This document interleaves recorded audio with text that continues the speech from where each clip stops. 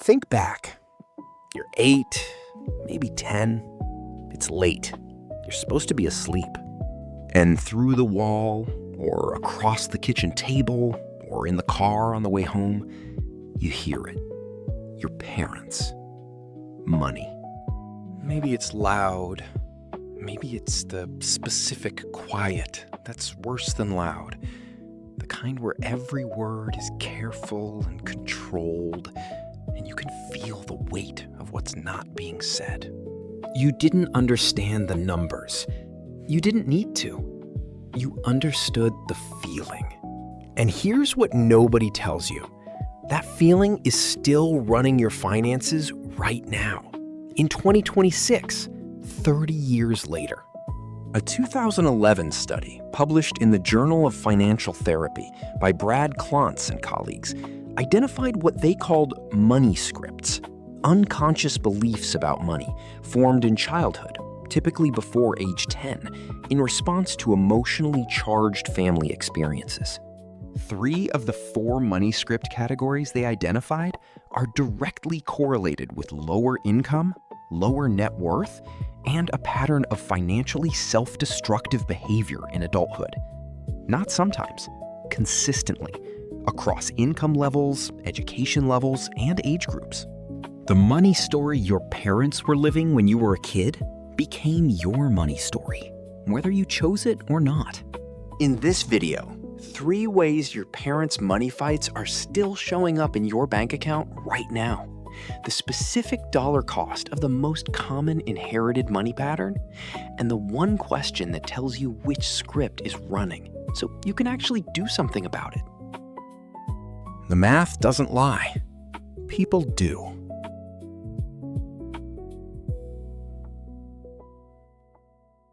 I'll be honest. My parents didn't fight about money loudly. It was more of a freeze. The topic would come up and something in the room would shift. Bill on the table, silence. Move on. I thought that was just how it was. It took me embarrassingly long to notice I was doing the same thing. Different decade, same move. Bill arrives, something tightens, I deal with it later. That's a money script, and most of us are running one without knowing it. Brad Klontz, one of the leading researchers in financial psychology, described money scripts as typically unconscious, developed in childhood, passed down from generation to generation, and often only partial truths. The part that gets me is partial truths. A kid who grows up watching parents fight about overspending learns spending is dangerous, and that's real. That happened. But they take that partial truth into adulthood and apply it to everything. Emergency fund? Too scary to touch. Investment account? Feels like gambling. The script was formed in a specific moment. It keeps running long after that moment is over. Klontz's research identified 4 patterns. And when I first read them, I had this uncomfortable recognition of seeing myself in one of them immediately. Money avoidance. Money is bad. Rich people are greedy. I don't really need much. Somewhere in childhood, money was the source of all the problems. The adult version avoids looking at accounts, undercharges for work, feels guilty when things go well financially. Feels noble. Costs a lot. Money worship. More money will fix everything. If I just had X more, everything would be fine. Somewhere in childhood, the family was struggling, and money was the answer to every problem. The adult version works constantly, never feels like enough. Lifestyle expands the moment income does. The finish line keeps moving. Money status. My worth is my net worth. The car, the neighborhood, what people see. Somewhere in childhood, money was how the family measured success or failure. The adult version spends to look the part, goes into debt to maintain appearances, is terrified of people knowing the actual number. Money vigilance. This is the interesting one. Vigilance sounds healthy, and it is, mostly. Frugal, careful, saves consistently. But in the extreme, never spends on anything, can't enjoy what they've built, feels anxious even when the math is fine. The script says it's never safe enough. And it was right once. It just doesn't know when to stop. Here's what the research actually found about these 4 patterns and money outcomes. Money vigilance is the only script associated with higher income and net worth. The other 3, avoidance, worship, and status, are all correlated with lower income, lower net worth, more credit card debt, and a measurable pattern of financially self-destructive behavior. That means if you grew up in a family where money was a fight, a secret, or a status symbol, 3 of the 4 possible patterns you absorbed are statistically likely to be costing you money right now. This isn't about blame. The math just is what it is. 43% of couples with young children argue about money often or sometimes, according to the Institute for Family Studies. Nearly half. And that's just the arguments adults reported, not the ones kids heard through walls, or felt in the silence at dinner, or absorbed from the way a parent's voice changed when a bill arrived. Every kid in that house got a lesson. They just didn't know they were in class. Here's what that lesson costs specifically.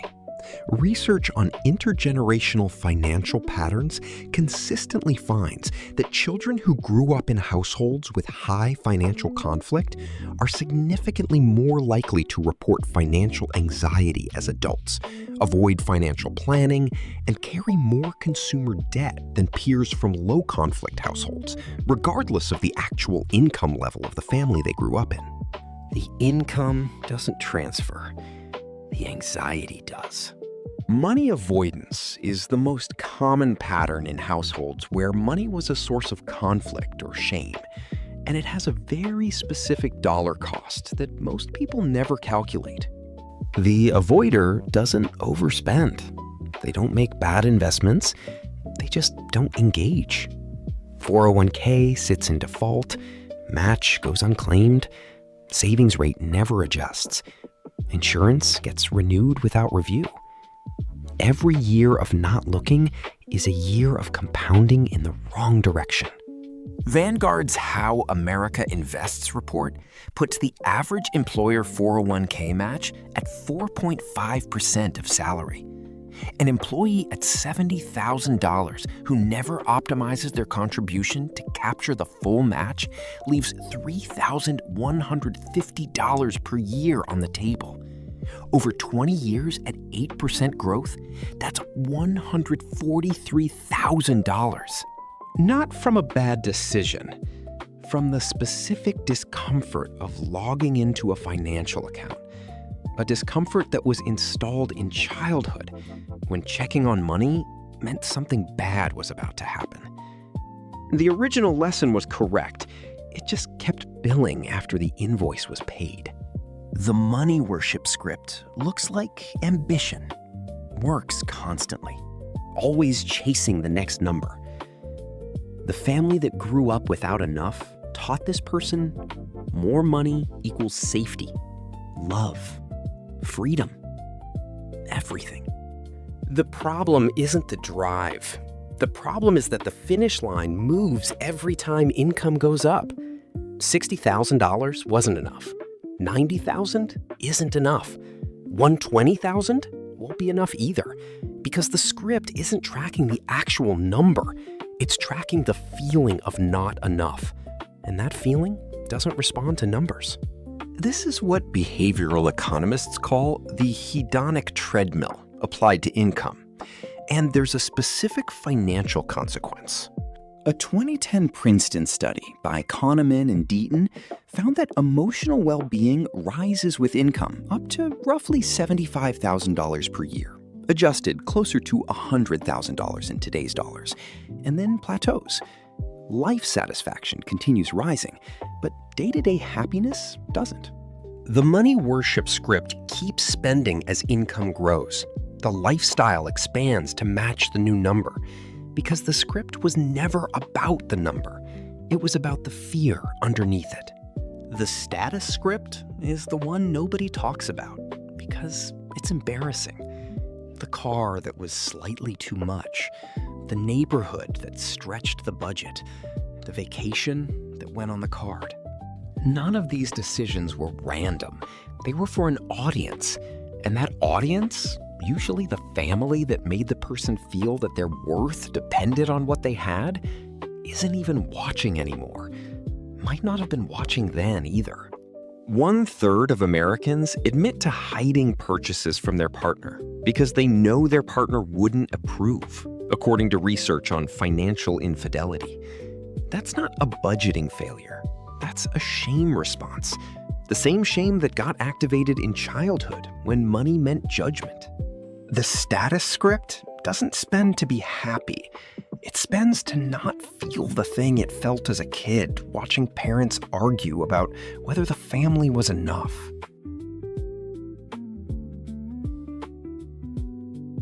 Here's the thing that took me a while to understand about money scripts. You can't logic your way out of them. The script isn't stored in the part of the brain that processes logic. It's stored in the part that processes threat. Which is why someone with a money avoidance script can read 10 books about personal finance and still feel a specific dread when they open their banking app. The information didn't fix it because information wasn't the problem. The felt sense of danger was the problem.